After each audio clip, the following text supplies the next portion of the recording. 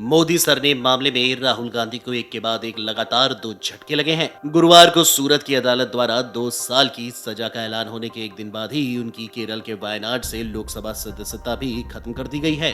वर्तमान कानून के मुताबिक वे फिलहाल 2024 का विधानसभा चुनाव नहीं लड़ पाएंगे। हालांकि अगर ऊपरी अदालत से पूर्व कांग्रेस सांसद को राहत मिलती है तो ये स्थितियां बदल सकती हैं। वहीं इस घटनाक्रम ने इंदिरा गांधी की संसद सदस्यता रद्द होने और मां सोनिया गांधी द्वारा सदन की सदस्यता से इस्तीफा देने की भी याद दिला दी है। गौरतलब है कि राहुल गांधी के साथ हुई ये कार्रवाई गांधी परिवार के साथ ऐसा पहला मामला नहीं है।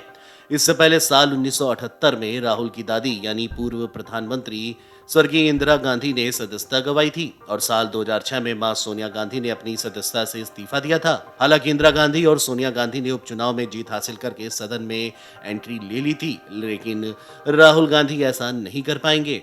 आइए जानते हैं इन तीनों मामलों में क्या अंतर है।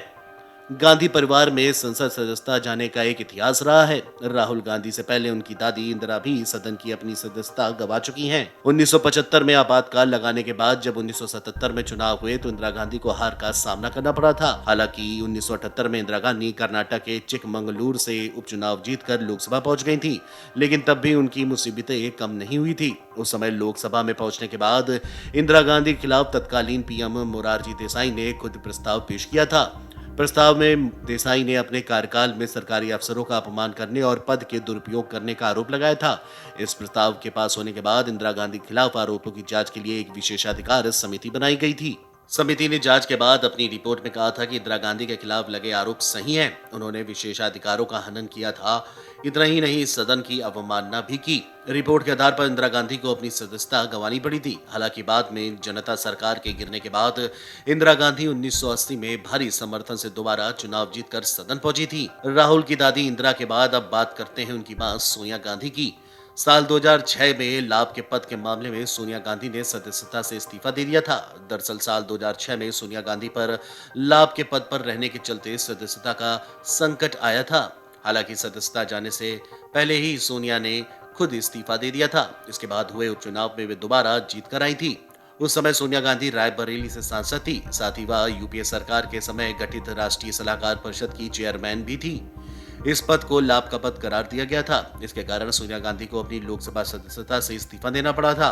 हालांकि बाद में उन्होंने रायबरेली सीट से ही उपचुनाव जीतकर सदन में मजबूत वापसी की थी। और अब बात करते हैं राहुल गांधी की। मोदी सरनेम मामले में सूरत की अदालत से 2 साल की सजा पाने के बाद शुक्रवार को राहुल ने अपनी संसद से सदस्यता गंवा दी है। वे केरल की वायनाड सीट से लोकसभा सांसद थे। राहुल गांधी की सदस्यता को लेकर लोकसभा सचिवालय की तरफ से 7 पंक्तियों की एक अधिसूचना भी जारी की गई। इसमें कहा गया है कि सूरत के मुख्य न्यायिक मजिस्ट्रेट की अदालत की तरफ से दोषी करार दिए जाने के बाद केरल के वायनाड से लोकसभा सदस्य राहुल गांधी को लोकसभा की सदस्यता से अयोग्य किया जाता है। इंदिरा गांधी और सोनिया गांधी दोनों ने राजनीतिक दांवपेच सहते हुए मजबूती के साथ सदन में वापसी कर ली थी, लेकिन राहुल गांधी की राह आसान नहीं है। दरअसल इसका कारण लोक प्रतिनिधि अधिनियम 1951 है। इस जनप्रतिनिधि कानून के मुताबिक किसी भी सांसद या विधायक को अगर किसी मामले में 2 या 2 साल से ज्यादा की सजा सुनाई जाती है तो उनकी सदस्यता रद्द हो जाएगी। साथ ही वह 6 साल तक चुनाव लड़ने के लिए भी अयोग्य हो जाते हैं। ऐसे में अगर राहुल गांधी को ऊपरी अदालत से राहत नहीं मिली तो राहुल गांधी 2024 का लोकसभा चुनाव भी नहीं लड़ पाएंगे, जो कि उनके लिए और पार्टी के लिए एक बड़ा झटका होगा। Video desk amarujala.com। डाउनलोड करें अमर उजाला ऐप और पाएं खबरें लगातार। अगर आप ये वीडियो YouTube पर देख रहे हैं तो हमारे चैनल को सब्सक्राइब करें और बेल आइकन को दबाना ना भूलें। अगर आप Facebook पर ये वीडियो देख रहे हैं तो हमारे पेज को लाइक करें।